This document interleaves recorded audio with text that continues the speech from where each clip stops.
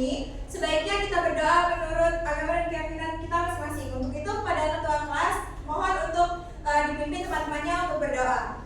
Baik, Bu. Baiklah teman-teman, sebelum kita memulai pembelajaran pada pagi hari ini, kita berdoa menurut agama dan kepercayaan masing-masing. Berdoa mulai. Berdoa selesai. Terima kasih ketua kelas.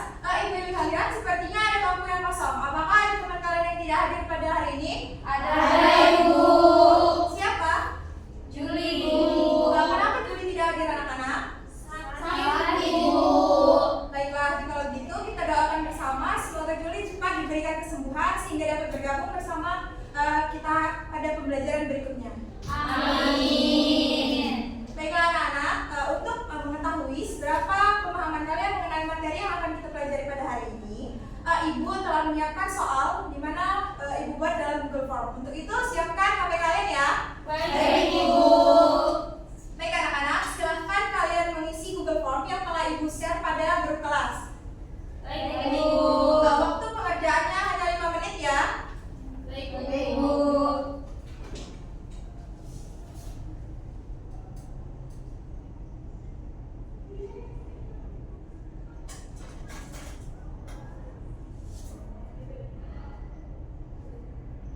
Baik anak-anak, waktu kalian tersisa 2 menit.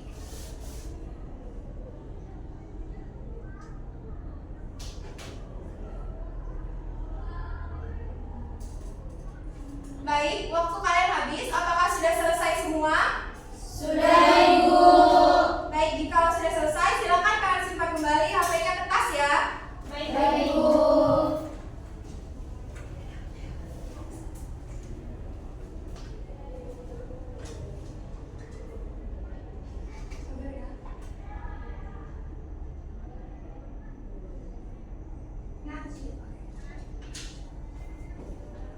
Baik anak-anak, silakan kalian perhatikan gambarnya ke depan.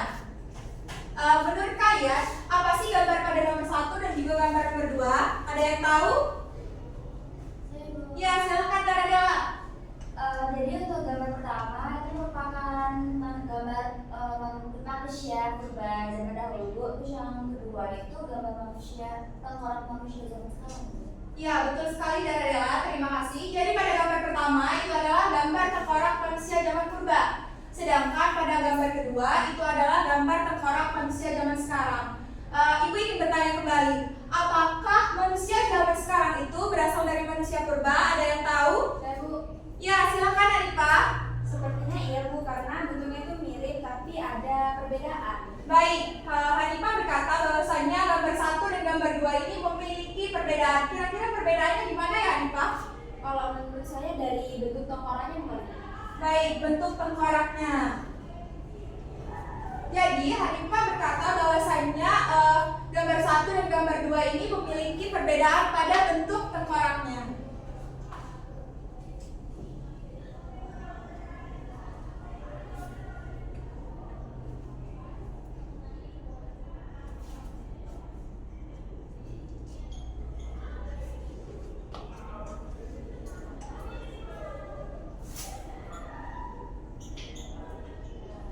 Nah, Ibu ingin bertanya lagi. Tadi kan Hanifah berkata bahwasanya perbedaannya itu ada pada bentuk tengkoraknya. Pada bentuk tengkorak bagian apa saja ya kira-kira? Iya, Bu. Ya, Dara. Kalau menurut saya perbedaannya itu ada di tulang rahang, terus juga gigi, tulang pelipis, mata, dan juga pada bagian tubuhnya, Ibu. Ya, terima kasih Dara. Jadi kata Dara, perbedaannya tadi ada di mana Dara? Tulang rahang, gigi, tulang pelipis mata, dan tulang hidungnya, Bu.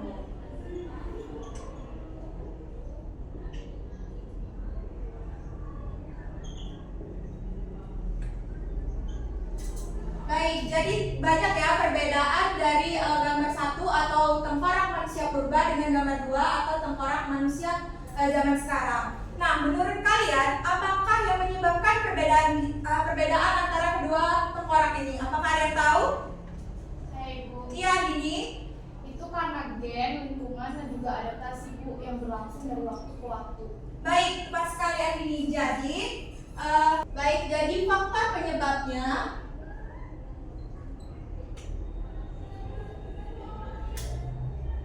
lingkungan dan juga adaptasi Bu. Baik, terima kasih Andini. Baik Bu. Jadi benar ya, fakta dari perubahan antara tengkorak pada manusia purba dan juga tengkorak manusia zaman sekarang itu adalah gen, lingkungan dan juga adaptasi yang berlangsung dari waktu ke waktu. Nah, dari penjelasan teman-temannya, kira-kira ada yang tahu nggak ya materi yang akan kita pelajari pada hari ini mengenai perubahan dari waktu ke waktu? Bu. Ya, Ani silahkan.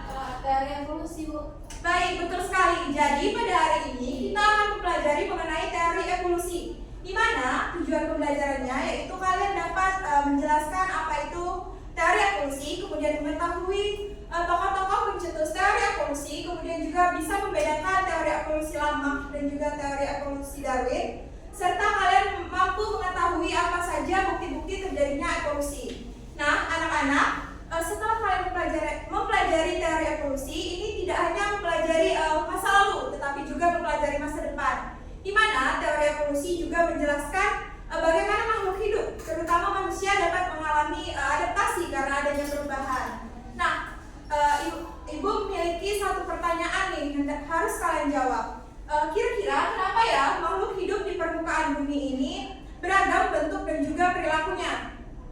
Ada yang tahu? Baik, jika tidak ada yang tahu, pertanyaan ini kita simpan dan akan terjawab apabila kita telah melaksanakan pembelajaran pada hari ini. Mengerti semuanya? Mengerti Bu. Baiklah anak-anak, Ibu di sini telah menyiapkan LKPD yang akan kalian kerjakan secara berkelompok. Jadi silahkan kalian duduk sesuai dengan kelompok yang telah Ibu bagi pada minggu lalu ya. Baik Bu.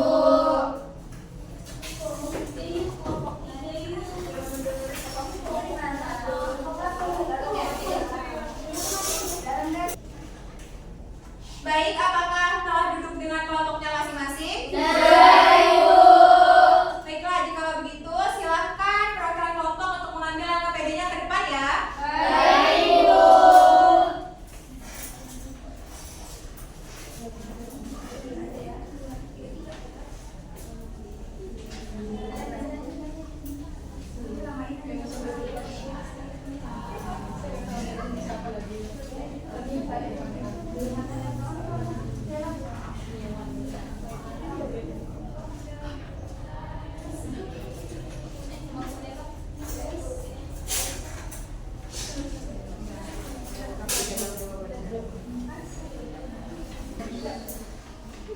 Baiklah, apakah telah mendapatkan LKPD semua? Sudah Ibu. Baik, mohon perhatiannya ke depan. Ibu akan menjelaskan mengenai LKPD ini. Jadi pada bagian depan LKPD ini sudah ada tertera nama dan juga kelas, di mana kalian silahkan menulis nama seluruh anggota kelompok dan juga kelasnya. Pada bagian kedua itu ada petunjuk pengerjaan. Silahkan kalian baca dengan baik-baik ya. Kemudian pada nomor 2 itu kan sudah dijelaskan bahwasannya kalian dapat menjawab pertanyaan di bawah dengan sumber internet. Jadi pada pembelajaran hari ini silahkan kalian menggunakan handphone kalian ya. Baik Bu. Baiklah, apakah ada pertanyaan? Ya Aurel, silakan Aurel. Jika sudah itu apakah langsung dikumpulkan Bu? Ya betul sekali. Jadi setelah kalian menyelesaikan LKPD ini silahkan kumpulkan ke depan ya. Kemudian silakan HP-nya disimpan kembali. Baik Bu. Baiklah, waktu pengerjaannya 15 menit. Silahkan dikerjakan dari sekarang.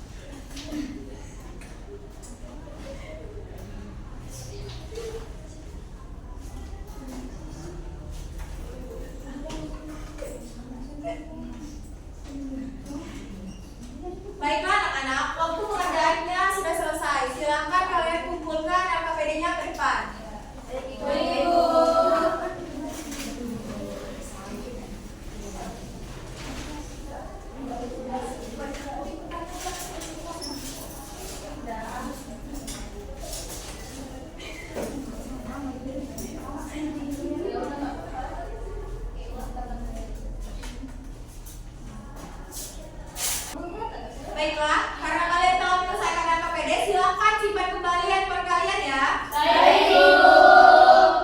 Nah, kira-kira di antara tiga kelompok, apakah ada yang ingin maju untuk presentasi? Saya baru. Baik, tolong turunkan kembali tangannya. Sekali lagi ya, Ibu akan memilih di antara tiga kelompok. 1, 2, 3. Baik, untuk kelompok 3 silakan. Baik, Ibu.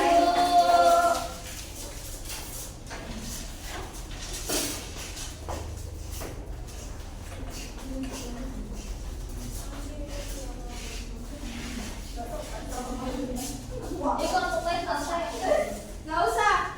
Nanti menanggapi dan juga memberikan saran ya. Baik, Bu. Baik, sebelumnya kami buka. Assalamualaikum warahmatullahi wabarakatuh. Waalaikumsalam warahmatullahi wabarakatuh. Kami dari kelompok 3 akan mempresentasikan materi pada pertemuan kali ini. Baik, yang pertama itu ada soal perbandingan teori evolusi Lamarck dan Darwin. Untuk aspek perbandingan yang pertama, pokok pikiran. Untuk teori Lamarck, itu makhluk hidup dapat mewariskan sifat yang diperoleh selama hidupnya kepada keturunannya. Sedangkan teori Darwin, evolusi terjadi melalui seleksi alam. Individu dengan sifat yang paling sesuai akan bertahan dan berkembang biak. Selanjutnya, contoh perubahan. Untuk teori Lamarck, leher jerapah menjadi panjang karena sering menjangkau daun tinggi dan sifat itu diwariskan. Untuk teori Darwin, jerapah dengan leher lebih panjang lebih mampu bertahan karena bisa makan lebih banyak, sehingga lebih mungkin mewariskan sifat tersebut. Selanjutnya, untuk kelebihan, teori Lamarck mengaku bahwa makhluk hidup dapat berubah seiring waktu. Untuk teori Darwin, didukung oleh bukti ilmiah yang lebih kuat seperti fosil dan variasi dalam populasi. Untuk yang terakhir itu ada kelemahan. Pada teori Lamarck, tidak sesuai dengan prinsip genetika modern. Sifat yang diperoleh tidak diwariskan. Untuk teori Darwin, belum menjelaskan mekanisme pewarisan sifat genetik belum ditemukan saat itu. Baik, sudah cukup kelompok 3? Baik. Dari penjelasan dari rekan-rekan kalian di depan, apakah kelompok yang lain ingin menanggapi? Ya, silakan Rika. Menurut kelompok kami tidak setuju dengan kelompok 3 yang lebih setuju dengan teori Lamarck. Karena teori Darwin lebih banyak didukung oleh bukti ilmiah dan menjadi teori yang diterima secara luas. Baik, terima kasih kelompok Rika. Kemudian untuk satu kelompok lagi, apakah ada yang ingin menanggapi? Ayo, Bu. Baik, Endang, silakan. Kami setuju dengan kelompok 2 bahwasanya teori Darwin itu memiliki banyak bukti seperti fosil, bukti anatomi, dan juga bukti genetik. Baik, terima kasih Endang. Baik, untuk menjawab pertanyaan kalian ini akan kita jawab bersama-sama nanti ya. Untuk kelompok 3, silakan kalian tutup terlebih dahulu presentasinya. Baik, Ibu. Baik, mungkin sekian presentasi dari kelompok 3. Kami ucapkan terima kasih atas perhatiannya. Assalamualaikum warahmatullahi wabarakatuh. Waalaikumsalam warahmatullahi wabarakatuh.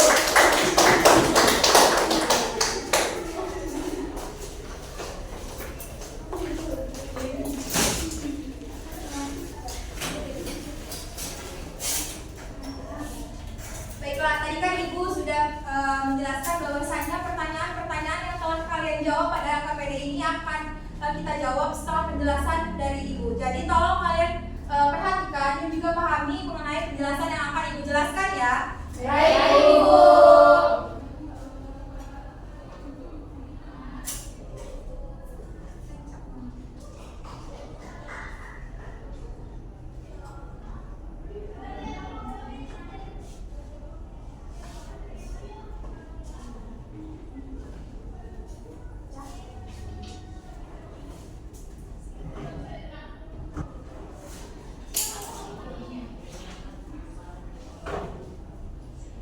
Baik, pembelajaran kita hari ini yaitu mengenai teori evolusi, memahami mekanisme dan juga bukti perjalanan dari makhluk hidup.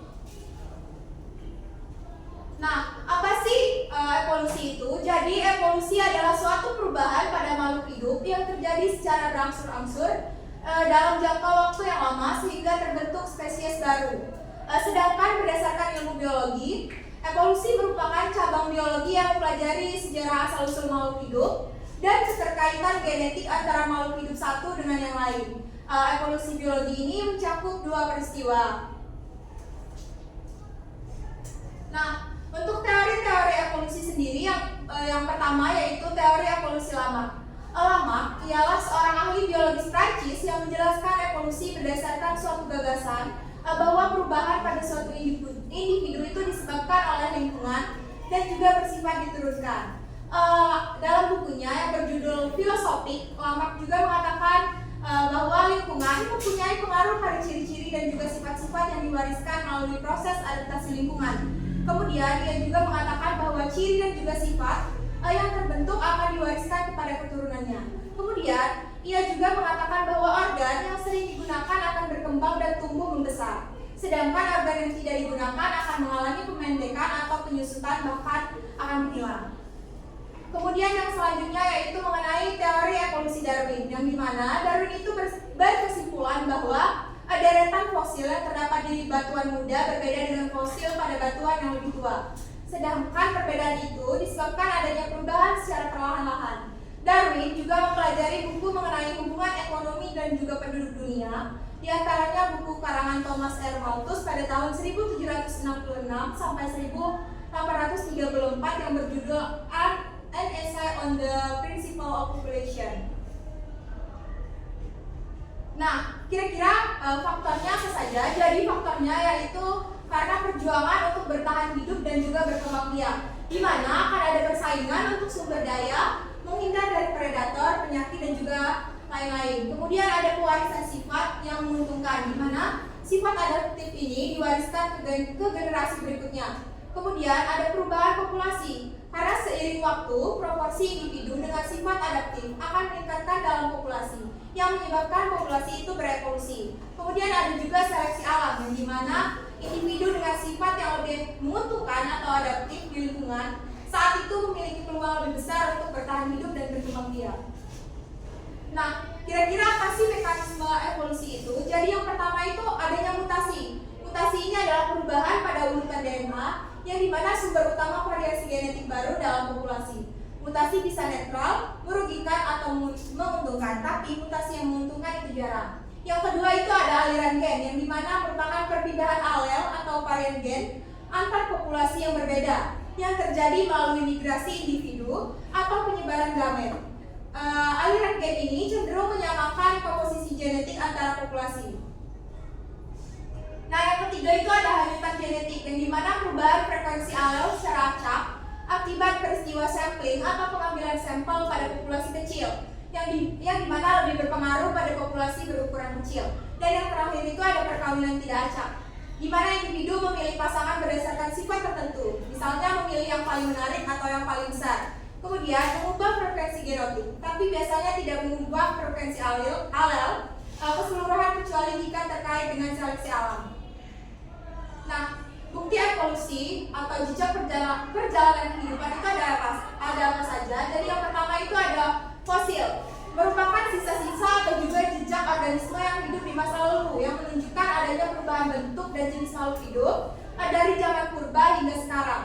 Kemudian fosil dapat menunjukkan bentuk transisi antar kelompok organisme yang menentukan umur fosil itu sendiri menggunakan radioaktif. Kemudian ada anatomi perbandingan yang membandingkan struktur tubuh organisme yang berbeda.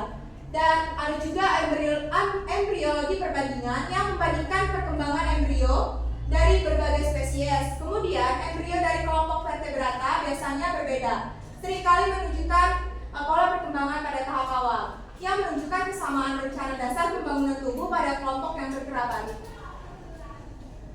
Lalu ada juga biogeografi, yaitu studi tentang penyebaran geografi spesies, yang dimana pola penyebaran spesies dapat dijelaskan oleh sejarah geologis bumi dan sejarah evolusi organisme. Dan spesies yang berkerabat cenderung ditemukan di area geografis yang berdekatan atau dulunya terhubung. Dan yang terakhir itu ada biologi molekuler, yang membandingkan urutan DNA, RNA atau protein antar spesies. Karena semakin mirip urutan molekuler, maka semakin dekat kekerabatan evolusioner antara spesies tersebut. Yang menunjukkan pargenetik yang universal, menunjukkan semua kehidupan berasal dari nenek moyang yang sama. Lalu bagaimana spesies baru itu muncul? Itu ada spesiasi, kriteria spesies, proses utama spesiasi, isolasi reproduksi. Jadi intinya spesies baru muncul karena satu jenis terpisah lalu berubah lama-kelamaan sampai akhirnya tidak bisa bercampur lagi dengan kelompok asalnya.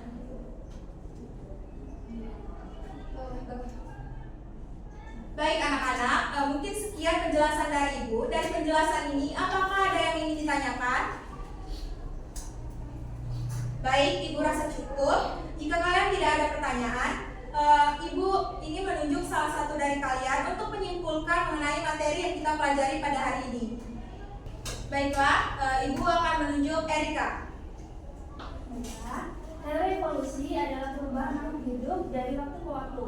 Ada dua yang terkenal, yaitu Lamarck dan Darwin. Lamarck percaya sifat bisa diwariskan karena kebiasaan, sedangkan Darwin percaya evolusi terjadi karena seleksi alam. Bukti evolusi bisa dari fosil, homologi, dan embriologi. Baik, cukup Erika. Terima kasih. Kita beri tepuk tangan untuk Erika. Baik anak-anak, mungkin sekian penjelasan dan juga pemaparan materi dari Ibu. Untuk pengayaan, Ibu telah menyiapkan kalian soal yang telah Ibu beri di classroom yang kalian kerjakan di rumah. Baik, mengerti semuanya? Mengerti, Bu. Baik anak-anak, untuk mengakhiri pembelajaran kali ini, sebaiknya kita berdoa terlebih dahulu. Untuk ketua kelas, silakan dipimpin teman-temannya untuk berdoa. Baiklah teman-teman, sebelum kita mengakhiri pembelajaran kita pada hari ini, berdoa menurut agama dan kepercayaan masing-masing. Berdoa mulai. Berdoa selesai. Baik, terima kasih ketua kelas. Terima kasih anak-anak atas semangat dan juga antusiasnya pada hari ini. Ibu harap kalian tetap menjaga kesehatan dan juga sampai bertemu di pertemuan selanjutnya. Ibu ingin bertanya, apakah pembelajaran hari ini seru?